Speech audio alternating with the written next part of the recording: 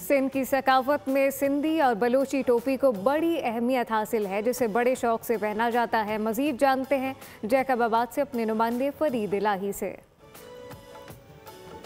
जी हाँ, बिल्कुल। सिंध की सकाफत में सिंधी टोपी की बड़ी अहमियत है। सिंधी टोपी के हवाले से सिंधी टोपी पठान, बलोच और दीगर अक़साम के अफराद पहनते हैं और फ़ख्र महसूस करते हैं। मैं इस वक्त मौजूद हूँ जैकबाबाद की टोपी मार्केट चावला शॉप पर। मेरे साथ दुकानदार शरीक आई से पूछते हैं कि सिंधी टोपी कितने में फ़रोख्त करते हैं।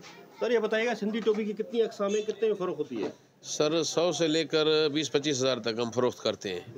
ख़रीद भी करते हैं, फ़रोख्त भी करते हैं।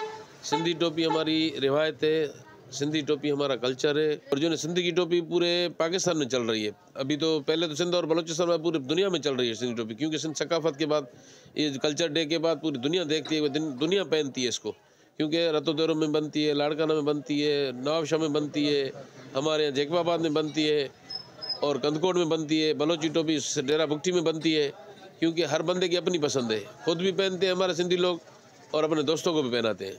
जी बिल्कुल, दुकानदार का यही कहना है कि सिंधी टोपी मुख्तलिफ अज़ला में तैयार की जाती है, जहाँ पे ख़वातीन अपने हाथों से बड़े नफीस अंदाज से तैयार करती हैं। इसको बड़े शौक से पहना जाता है।